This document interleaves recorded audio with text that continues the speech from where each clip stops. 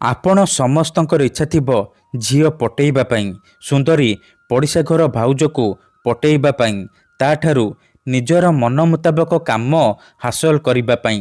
କିନ୍ତୁ ଇଏ ଏତେ ସହଜ ନୁହେଁ। ଏଥିପାଇଁ ଆମର ତନ୍ତ୍ରଶାସ୍ତ୍ରରୁ ମୁଁ ଆଜି ଆପଣଙ୍କ ପାଇଁ ଏମିତି ଏକ ସହଜ ଘରୋଇ ବଶୀକରଣ ମନ୍ତ୍ର ନେଇ ଆସିଛି। ଯଦି ଆପଣ ଏହି ମନ୍ତ୍ରକୁ ବିଛଣାରେ ଶୋଇକି 7 ଥର ପଢ଼ିଦେବେ, ଗ୍ୟାରେଣ୍ଟି ଦେଉଛି ସେ ଝିଅ ହେଉ ବା ବିବାହିତା ନାରୀ ଆପଣଙ୍କ ଆଡ଼କୁ ଆକର୍ଷିତ ହେବାକୁ ଲାଗିବ, ଆପଣଙ୍କ ପାଖକୁ ଆସିବା ପାଇଁ ବାଧ୍ୟ ହେବ। ଆପଣ ତାକୁ ଯାହା କହିବେ, ଯେମିତି କହିବେ ସିଏ କରିବ। ଏହି ମନ୍ତ୍ର ଏତେ ଶକ୍ତିଶାଳୀ କି ଏହାର ପ୍ରୟୋଗ କେବେ ବି ଖାଲି ଯାଏନି।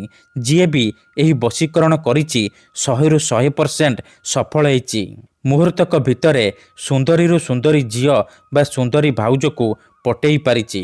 ତେଣୁ ଯଦି ଆପଣ ଯେତେ ଚେଷ୍ଟା କରି ମଧ୍ୟ ଝିଅ ପଟେଇ ପାରୁନାହାନ୍ତି, ବିବାହିତା ନାରୀକୁ ପଟେଇ ପାରୁନାହାନ୍ତି, ତେବେ ଆଜି ରାତିରେ ବିଛଣାରେ ଶୋଇକି ଏହି ମନ୍ତ୍ରକୁ 7 ଥର ପଢ଼ି ଦିଅନ୍ତୁ।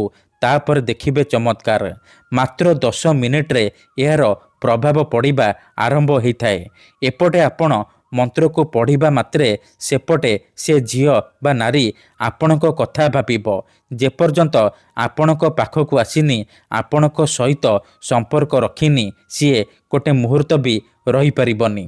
ତେବେ ଏହି ବଶୀକରଣ ଆପଣ କିପରି କରିବେ, କେମିତି କରିବେ, ଏହାର ପ୍ରୟୋଗ ବିଧି କ'ଣ, ଚାଲନ୍ତୁ ଜାଣିବା। ମନେ ରଖନ୍ତୁ, ଏହି ବଶୀକରଣ ବିଧିକୁ ଆପଣ କେଉଁ ବି ବାରରେ କରିପାରିବେ, କିନ୍ତୁ ଯେବେ ବି କରିବେ ରାତିରେ ଶୋଇବା ପୂର୍ବରୁ ବିଛଣାରେ ଶୋଇକି ମନ୍ତ୍ରକୁ ପଢ଼ିବେ। ଠିକ୍ ଅଛି। ପ୍ରଥମେ ଆପଣ କ'ଣ କରିବେ, ଯେତେବେଳେ ରାତିରେ ଶୋଇବା ପାଇଁ ଯିବେ, ଭଲ ଭାବରେ ହାତ ଗୋଡ଼ ଧୋଇକି ନିଜର ବିଛଣା ଉପରେ ଶୋଇପଡ଼ିବେ। ତାପରେ ଆଖି ବନ୍ଦ କରିକି ସେଇ ଝିଅ ବା ନାରୀକୁ ମନେ ମନେ ଭାବିବେ, ତାର ମୁହଁକୁ ନିଜ ମନରେ ଭାବିବେ। ତାପରେ ଏହି ମନ୍ତ୍ରକୁ 7 ଥର ପଢ଼ିବେ। ସର୍ବକାଲେ ବଶୟେତୁ ତତଂ ଭୟନ୍ତରୁ। ଏହି ମନ୍ତ୍ରକୁ ଆପଣ 7 ଥର ପଢ଼ି ସାରିବା ପରେ 3 ଥର ସେ ଝିଅ ବା ସ୍ତ୍ରୀର ନାମ କହିବେ, ଯାହାକୁ ଆପଣ ବଶରେ କରିବାକୁ ଚାହୁଁଛନ୍ତି। ତାପରେ ଶୋଇପଡ଼ିବେ।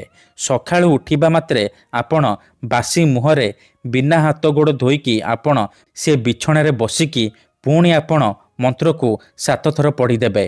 ସର୍ବକାଲେ ବଶୟେତୁ ତତଂ ଭୟନ୍ତରୁ। ମନ୍ତ୍ରକୁ ପଢ଼ିବା ମାତ୍ରେ 10 ମିନିଟରେ ପ୍ରଭାବ ପଡ଼ିବା ଆରମ୍ଭ ହୋଇଯିବ। ସେ ଝିଅ ବା ନାରୀ ଆପଣଙ୍କ ଆଡ଼କୁ ଆକର୍ଷିତ ହେବାକୁ ଲାଗିବ। ଧନ୍ୟବାଦ।